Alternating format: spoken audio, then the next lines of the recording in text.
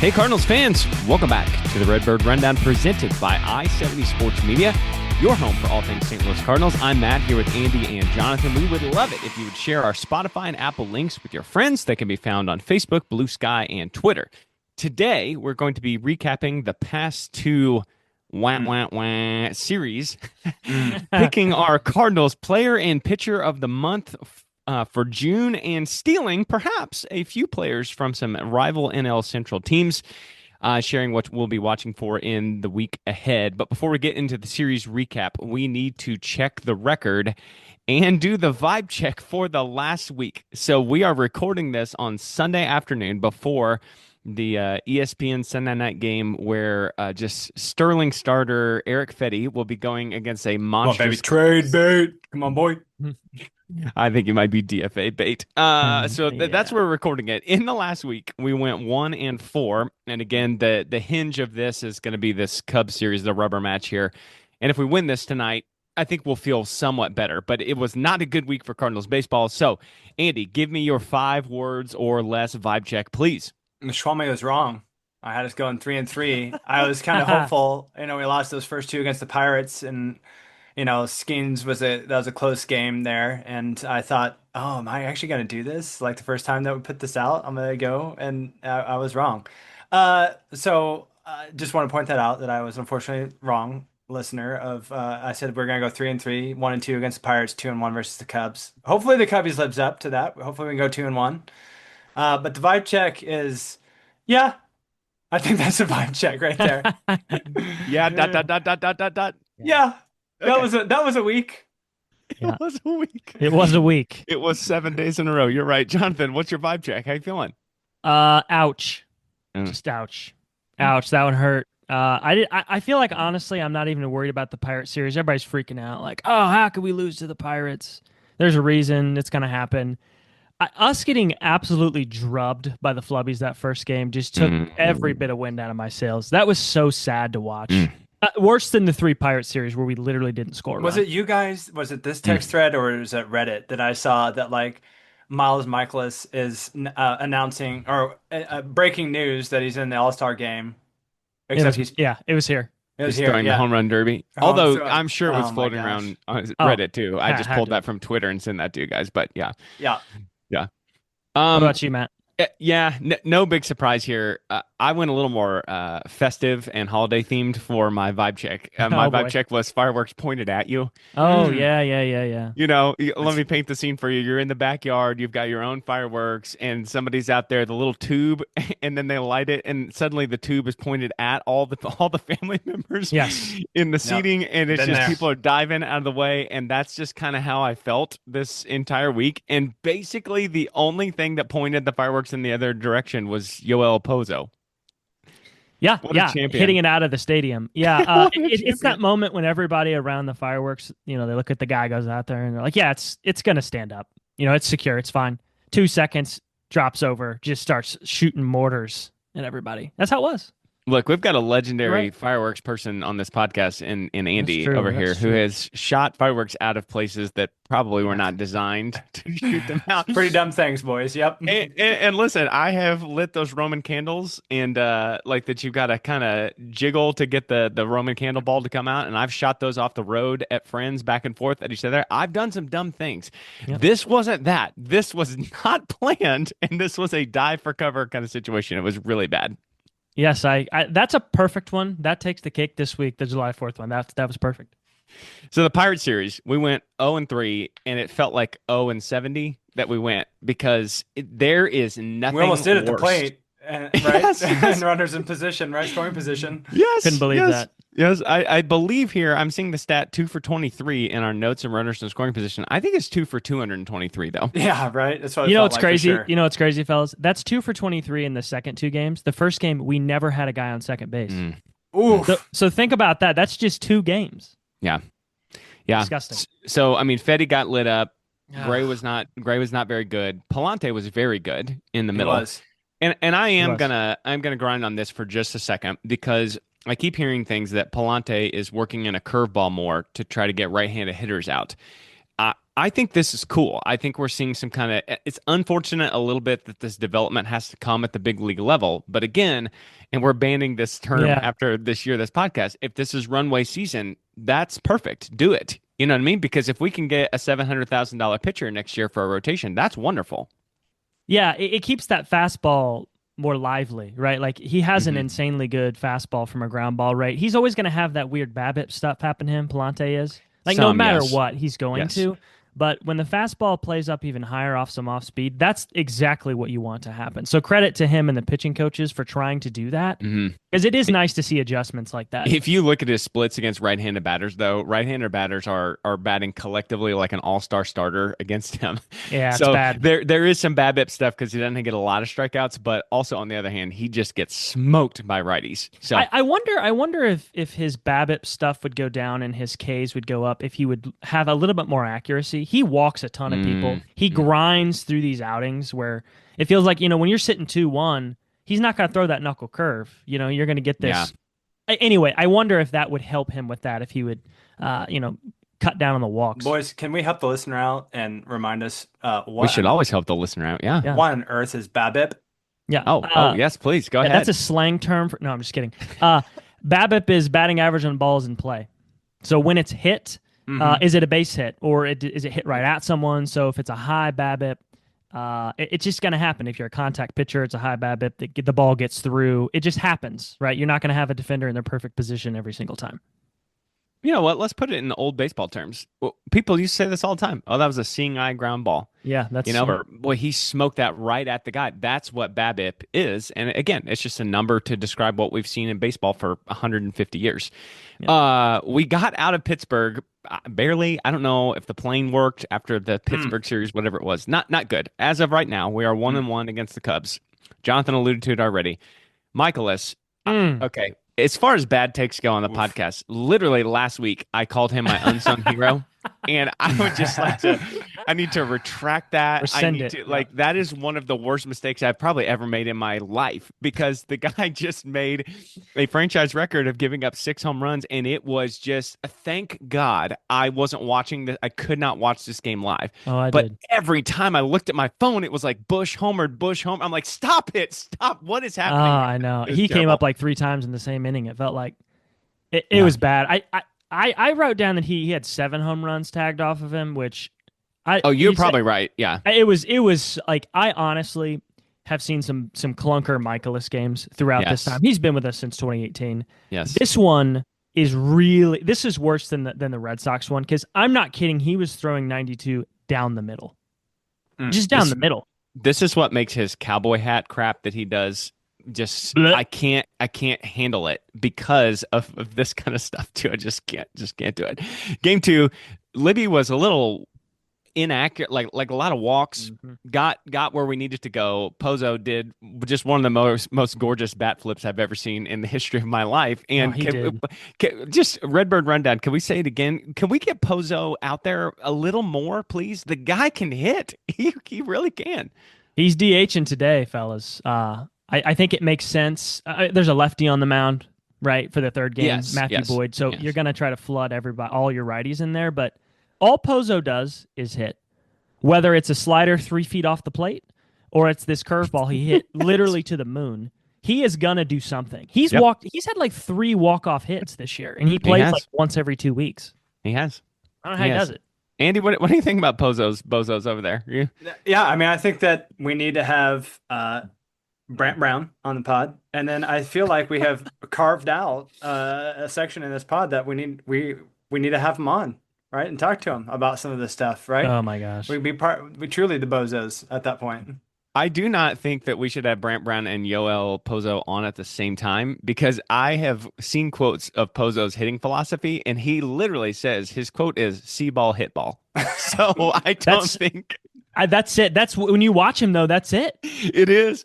It is. It unbelievable. reminds me of like poor man's Vladimir Guerrero. Like he used to just hit home runs off of balls that bounced in the dirt before it got to the plate. Yeah. So like the guy, he really has great batted ball contact. He really does. Yeah, I don't know how. Like, how do you keep seeing this and keep running Pajes out there? Am I crazy for this. Like, you have to give him a little bit of a run here. I know Pozo's not going to be your guy for the next 5 years, but listen, neither's Pages. What are we doing? What are we doing? I think they think that Pages is not a Gold Glove. I think they think he's like vibranium glove or something like something above and beyond that. And I don't know if it's true or not. That is like one of those ultimate black box things. How can we really tell that Pages is? Because there was that game that Sonny's near perfect game. He like did the post game interview and had Pages with him like, this is my boy, and I don't know how to combat that. You know what I'm saying? Like, if that's how Sonny Gray, I don't know. Well, if that's the case, and that's all fine and good, he just has to find ways to hit more. He's got to DH more, and I know that might hurt. Oh, Pozo. I thought you meant Pages. Pages also needs to find ways to hit DH more. off the bench. Yeah, no, he needs to hit more until he can't. Yeah, that's it. That's it. Yeah. Well, I think that's a great transition point because we're going to award a player of the month for position player and for pitcher. Let's start with position player. And I think. Well, I know this is true from listening to years of sports media and now participating in it. I always think that if you're thinking player of the month, the first thing everybody does is you just go look at the offensive splits. And I'll be honest, that's what I did too. And that's how I arrived at my guy here. But, defense obviously does play in this to a certain extent. I am very interested to see where you guys went. Jonathan, I'm going to go ahead and start with you. Okay. Who did you award your player of the month? So whenever I was doing this, I was llooking at the splits, looking at WRC plus, and a couple things. I didn't know Willie was as good as he was in June. He had the highest WRC plus on the team, and I didn't really think that. He's not my pick. I just was shocked to see that. Mm-hmm. It was going to be Burley because he really has carried our offense for like 3 weeks. Yeah, but I'm going to give it to the Galaxy is watching. Nolan Gorman. I think I just have to because I thought he was dead and gone. This dude, like, straight up shredder hand out of the garbage, clawed back up. There's an old life. Reference. Is that in your notes or was that a live pull? That was straight up off the noggin. I can't believe that. Wow. The 90s Turtles, right? Wow. Incredible. He was, though. Honestly, he was gone. He was dead. Came back. Did not expect this from him. He batted 256, 341 with a 526 slug in the month of June, the 142 WRC plus. Inconsistent at bats. He looks so much better. I honestly, hats off to the guy. I can't believe he did this. I don't know if he'll maintain it, but I did not see this coming, so that's why I gave him my player of the month was Mr. Gorm. Okay, I think that's a very, very strong pick. Andy, what are you? I'm going to probably be the most surprising pick. Nope, no way. Wait till you hear mine. Oh, no. Oh, wow. Okay. All right. It's Miles Michaelis. Oh, wow. Okay. Just kidding. I picked for June the 6-hole hitter and Nolan Arenado. Oh, no. Is this to bump up his trade value? Is this what you're doing here? You're hoping opposing GMs? Oh, yeah. Front office is like, did you hear that guy on Redbird Rundown? Yeah. No. His June split truly was not the best on the team. Like we all three of us probably did, and most of stat heads, people who make claims for offensive production, blah blah, player of the fill in the blank, week, month, year. It wasn't the top on the team, but he is he's being consistent, and there are a couple of moments where he did not hit the bomb like Burley, or he wasn't, but he was on base, or he contributed in some fashion, and he did that all month. Like when I would go through the box scores after a game, which I normally do, I just kind of look through. Nolan was almost always in June, 1 run, 2 runs. Like he was on base. Okay. Not at the clip for MVP or something like that, but for the month of June, hats off. His slashes were 275, 308, 422 with an on base plus slugging of just 730. So I get it. Like, I'm not saying he's Aaron Judge, who's in a slump right now, but it was something enough for me to give a nod to the old guy, and let's trade him. Okay, yeah. Yeah, okay. We talked about that, Andy, a couple pods ago about Arenado trying to show up and just do something. Like, I'm looking at his page. I heard your stats, your lines, and 102 WRC plus. He wasn't a black hole. So when you're saying this, it's like at least he's not just been this like abysmal guy out there. He's doing something. He's not Yeah. doing what Goldie is currently doing to the Yankees. I think Goldie's in the middle of a huge slump, and there's some Mm. things going around that like, and I know, sorry, it's not a Cardinals baseball thing, but it's this thing that like, boy, we kind of saw this coming from afar maybe, and we were like, oh, like when the Goldie started the year and he was like Hmm. hitting like Aaron Judge was, and it's just like, did we just make a huge mistake? It's just kind of like he's not doing that right now. Like because I think Goldie is like two for the last like 63 or something silly. It's bad. So he did He not was do also that. in Pittsburgh or what? Yeah, right. Yeah, he played Pittsburgh all month. No, so you're right. Like Nolan did not do that for us. He isn't doing what Goldie is currently doing for the Yankees. He is at least showing up and being at least somewhat average for the Cardinals in the month of June. I think also credit to, well, really Nolan and the coaching staff because he's not batting fourth anymore. Yeah. They have given him a spot in the order that's a little more commensurate with what he's actually producing. And I think that deserves some praise. You know what I mean? He's a likely future Hall of Famer. He is one of the biggest salaries on the team. He's probably the biggest name on the team for sure. Yeah. And yet they're doing what should be done with a guy that's performing like him. I really appreciate that. So my list, I, the first name that just popped in my head right away when I saw this prompt was Donnie. And Okay. then when I went and I looked at Donnie's June, wow, he hit 213. Yeah. And I knew it wasn't going to be good, you know what I mean? But I was really, it took me aback for a second that he was that poor in June. And I don't know, like he seems to be coming back around here in July, just hit a home run off the Cubs. And I think that he's a pretty model level of consistency. But I was a little surprised at how bad his June was. I certainly considered Burley. I certainly considered the Galaxy was watching Gorm. Yeah. But here's where I landed. Oh no. Okay. I landed in Double-A Springfield, Missouri, Oh. Wow.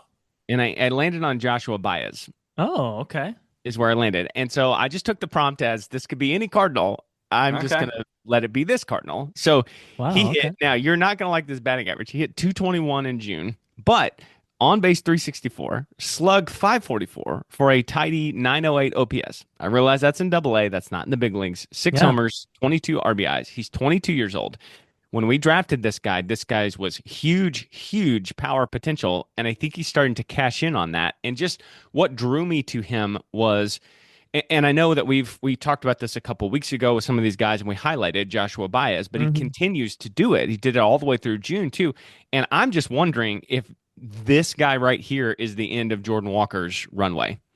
If he keeps doing this at 22 years old as a right fielder in the outfield, now you've got somebody actually pushing Jordan Walker along. First of all, I need a ruling. Is my player of the month pick okay? Is that fine?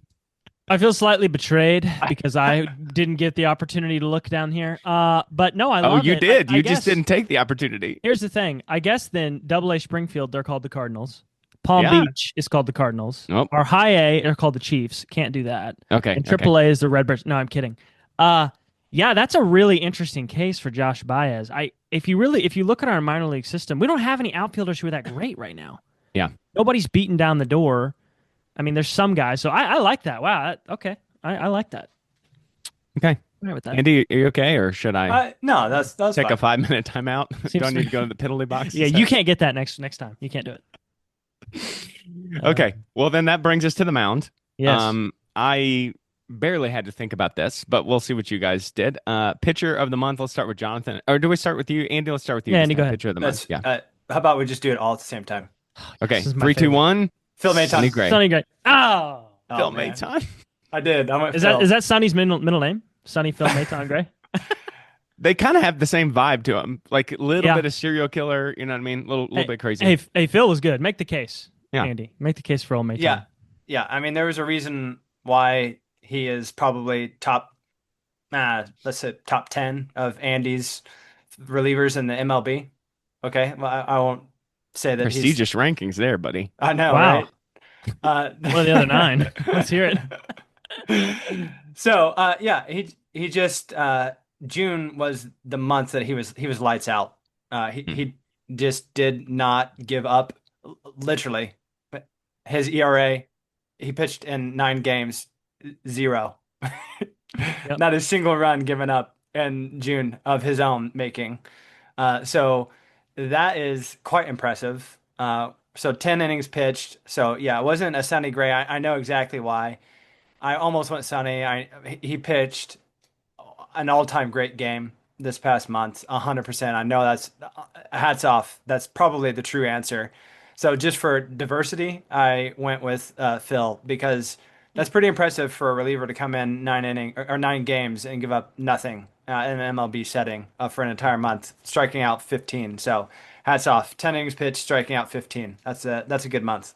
I like when we don't all have the same answer and we're able Yeah. to give Phil Maton some shine. Jonathan, you and I both said Sonny, so go ahead and you make the case. Yeah. So, I mean, I just wrote down two stats: 2.55 ERA and over 9 Ks per 9 innings. Yeah. That's ace stuff. I really hope that one way or the other he makes the All-Star team, like kind of Mhm. as a shadow dark horse. I think everybody thinks if we're gonna have one, it'll be Donnie. But Sonny has really fortified and kept our record really where it is. Whenever he comes up, you think it's going to be a good outing. That's ace stuff. I know I said at the beginning, but that's exactly what you want out of Sonny. He's older. He's dealt with injuries in his past. Knock on wood, he doesn't. He's stayed healthy. He's continued to produce. Is he 35? Is that how old he Yes, is, or he is he is. 36? 35 Same years age as old. me. Yep. Yeah, I mean that's old as dirt. So, Hmm. That's right. The kids tell me all the anything to time. add on that one, Matt, for Sonny? Well, now my hip hurts, but yeah, I mean, we referenced it and talked about it, Uh, obviously, but I really just don't think we should overlook that one hitter he did. It's oh, because of the fewer than 90 pitches and 13 strikeouts. Yeah, I mean, every single one of those batters was 3 pitches, and really not that many more than that because he was so I mean, that is just crazy level of production. No BABIP there. Sonny just ripped the yeah, heart out of them and did it. Yeah. So mine was also Sonny Gray.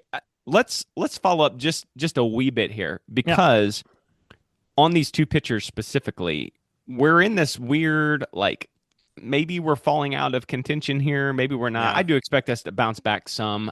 I don't know that I think we're a 10 to 15 game over 500 kind of team. So when we start to head towards that, it kind of makes sense for us to fall back some. I think that it's possible that both of these guys could be in trade talks at the deadline. Sonny does have a no trade clause that he seems disinclined to acquiesce to. But what do Was we that think? was that Pirates of If the Caribbean reference there? disinclined to acquiesce? Wow, nope, hadn't thought so. But we got Shredder, so why not have Captain Jack Sparrow? I'm fine with that That too. was that's like what was his name? Barbosa on the ship there. I'm disinclined to Jack acquiesce. West. Yeah. Oh man. uh, let's start with Phil. Should we Okay. trade Phil? Relievers on an expiring contract are not going to get anything of great and outstanding value.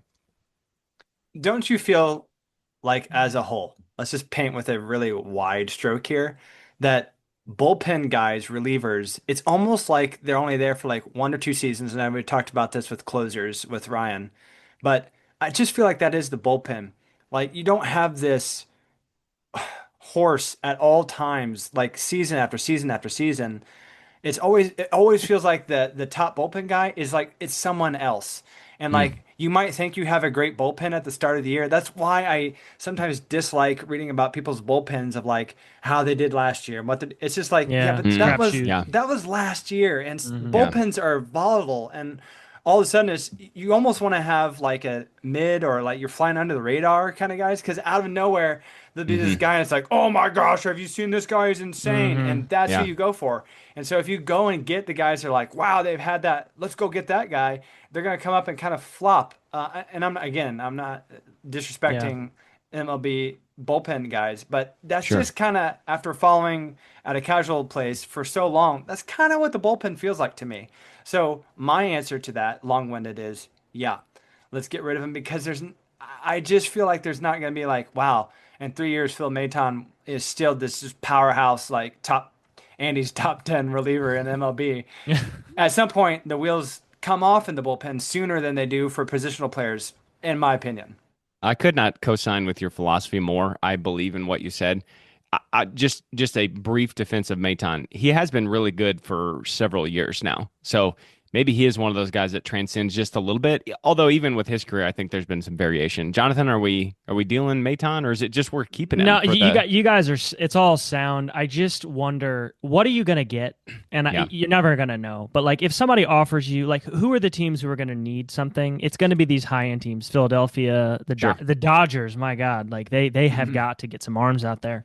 What are you gonna get for them? If you're gonna get some take a flyer guy who's like lower in the system, I don't know. Like, he's making $2 million a year, and if we're like 6, 7, 8, what if we're 9 games over 500? What if next week we go rip through the Nationals and we're okay with the Braves and we're like 11 games over?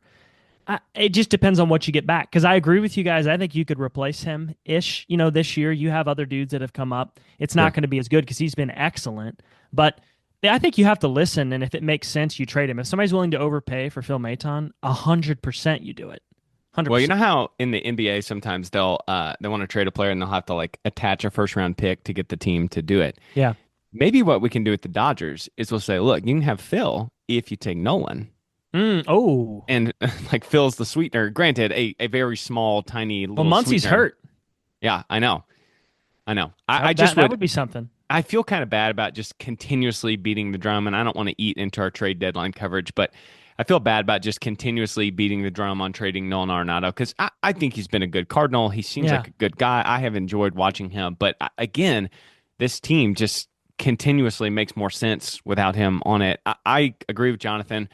I'll start on the Sonny discussion with I do not want us to trade Sonny Gray. I would like for us to be competitive as soon as next year.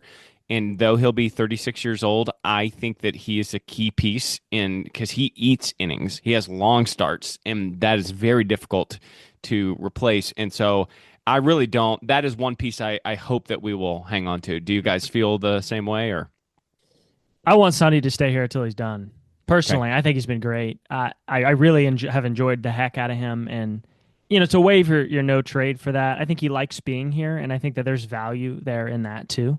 Andy, you think the same? Yep, I'm right there with you guys on that one. Can I give you a name that I think would be awesome to trade right now because I think his good years are waning? Okay. Yeah.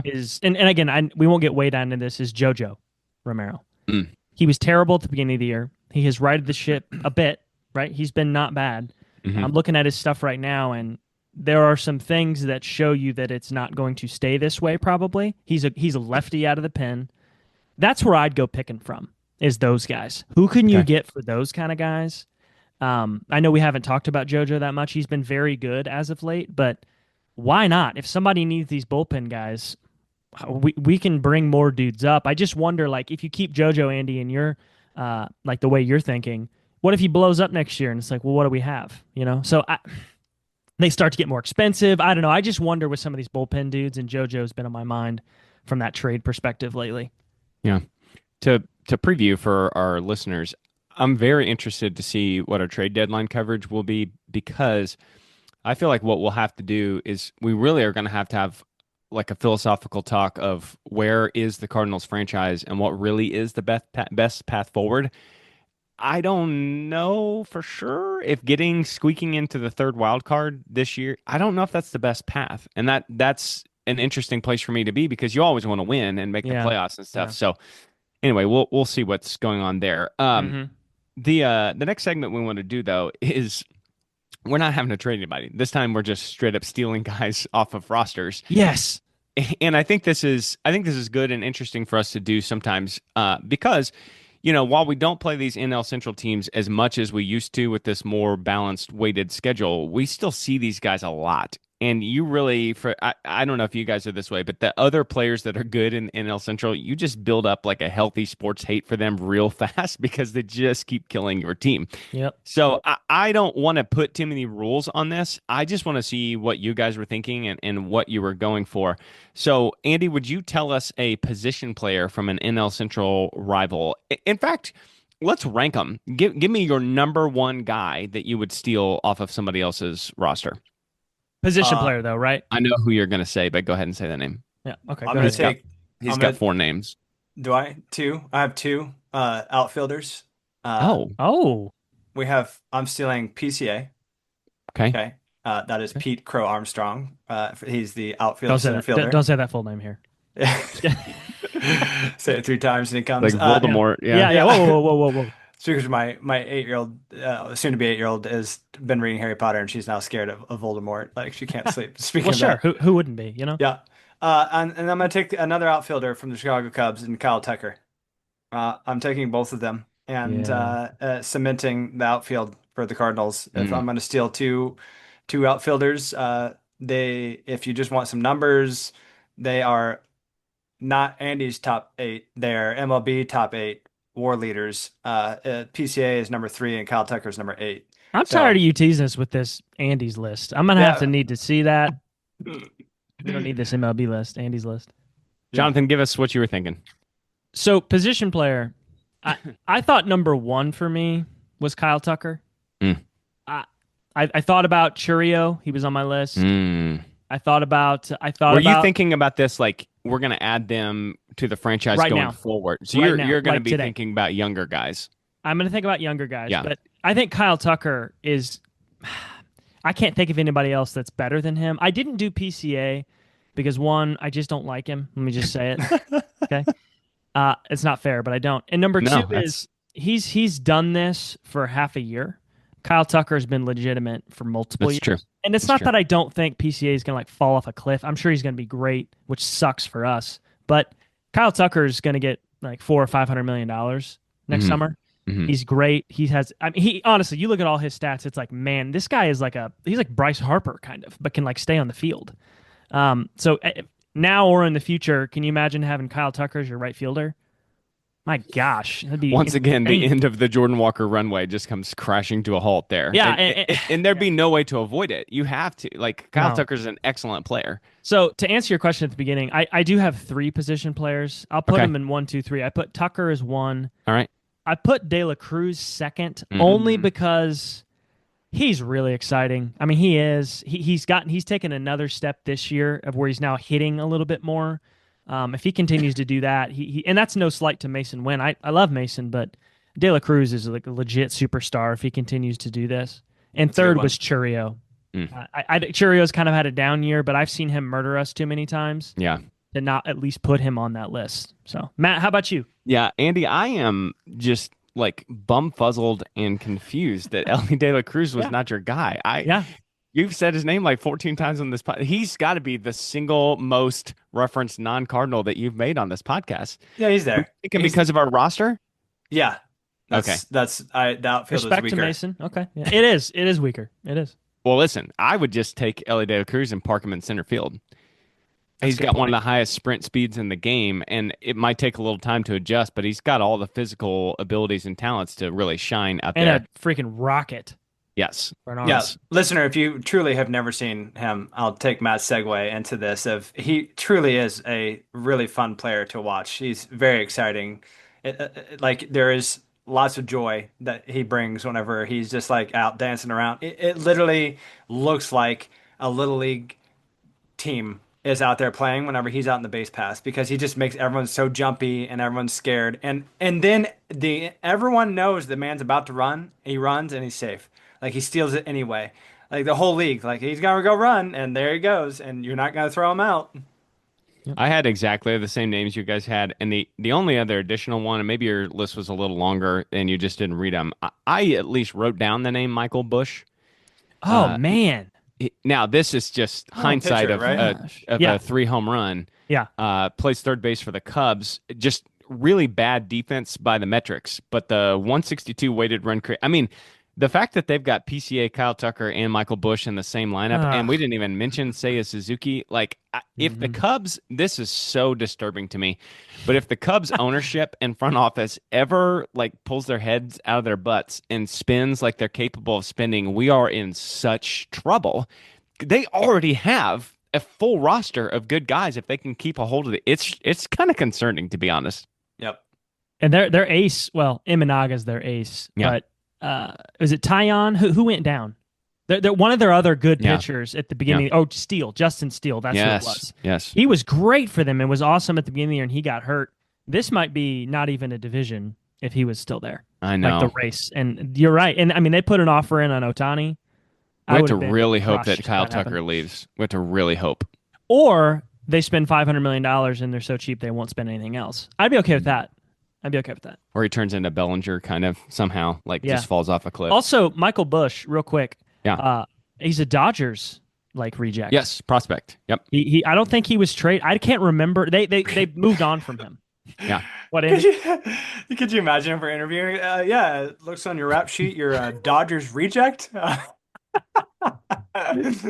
Oh If man. if the Dodgers don't want you, something's wrong with you. But Oh, that's that's not the case funny. with him. Yeah. So it's interesting that we ended with the same kind of names. Yeah. And maybe it's just obvious, right? We just go pick the best players from the other teams. Let's talk pitching here. hmm Um, is Paul Skeens first for everybody? Yeah. He has to be. Yeah. Okay. Let's just take his name off the board then, because I mean he may literally be the best pitcher on the planet. So obviously we're taking Skeens and we're parking him Okay. at the top. Andy, give me like one or two of your other Mm. names that you looked at. Fellow Pirate, Yeah. someone who torched us this past week, Mitch Keller. Yeah, Yeah. he's on mine too. Yeah. He is he's a good pitcher and has been consistently good on a very bad team.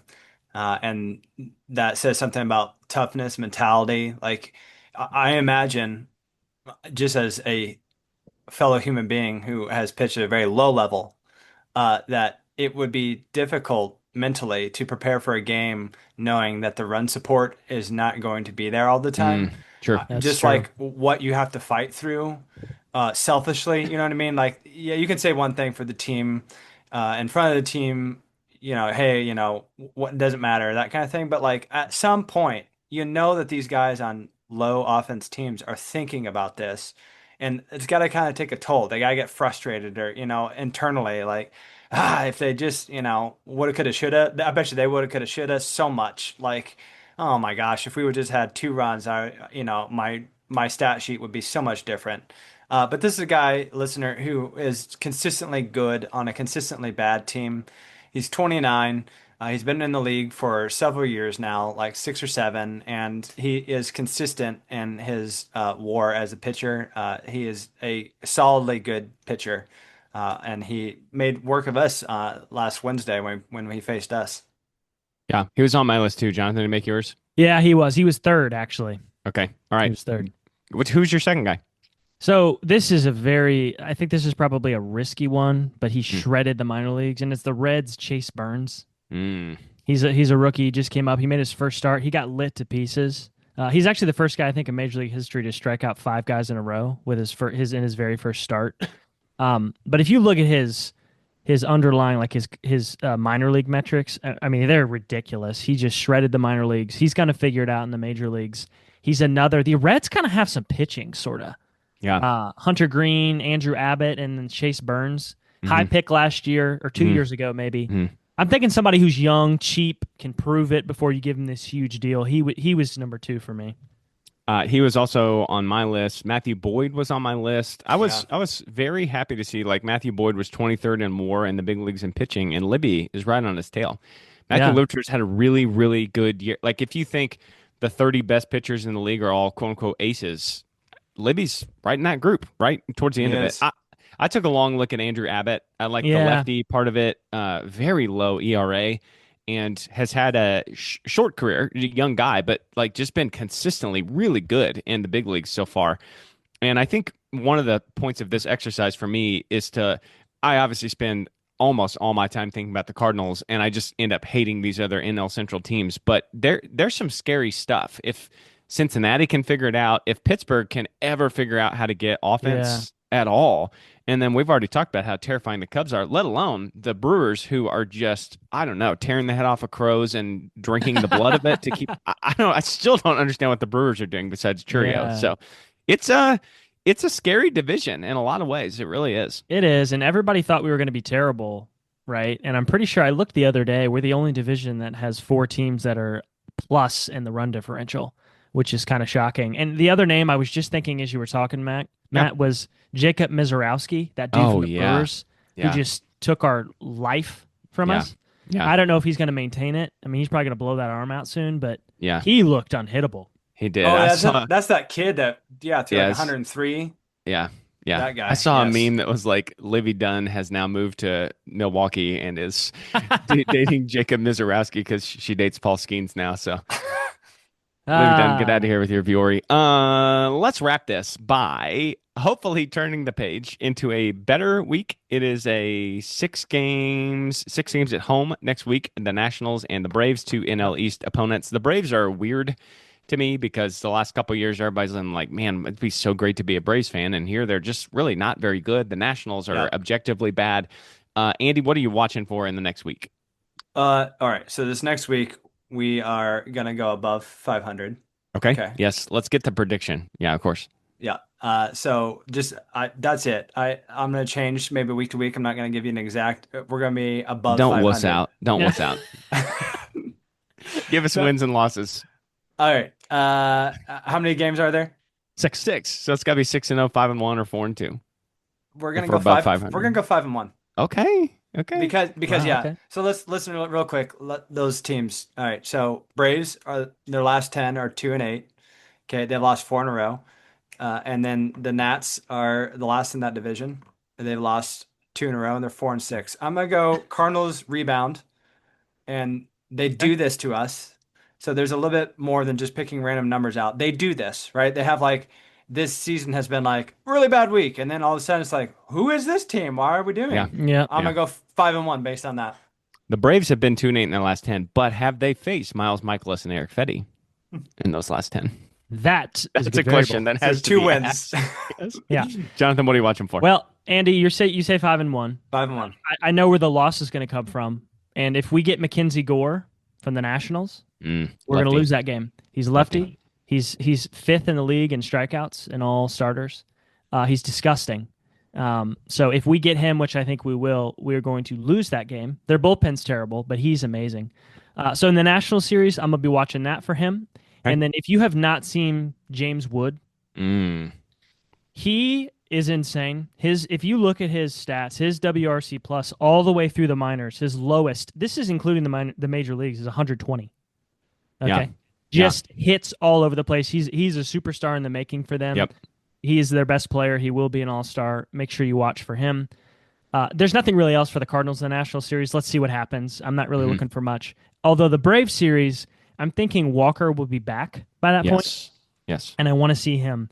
He has had I just saw this when I was looking at this for the exercise above, was like 20 at-bats in June or something, or maybe even less than that. That sucks for him. I really want to see him now and through the back half of the year get some consistent at-bats. I don't care what it looks like. We need to see him have some more consistency, so I'm hoping he comes back by the Nationals or Braves series, and we see him start to get back into it. Jonathan, we do face Mackenzie Gore in the second game against Sonny Gray. So there we go. Yeah, see ya, L. Got a shot though. Sonny's on the hill. My entire what to watch for, and you hinted at it's going to come later in the week, is Jordan Walker's going to be back again. And I just think we're on Jordan Walker watch now. Like I said a couple weeks ago, I do think he has plot armor still. And I don't think they're going to do anything to him yet. But, for 2026, he's got to start proving something. We have to start seeing something from him beyond just a couple months in the last couple of years to think, okay, there's something here. This is worth investing in because Joshua Baez, right? At some point, you can't just keep running him out there because Burley's outfield defense has not been horrible, and Burley's hitting, right? There are guys hitting, Yeah. so you really need to see, and who knows? Maybe Herrera picks up an outfielder's glove at some point, and we see him out there too. So my what to watch for is Jordan Walker.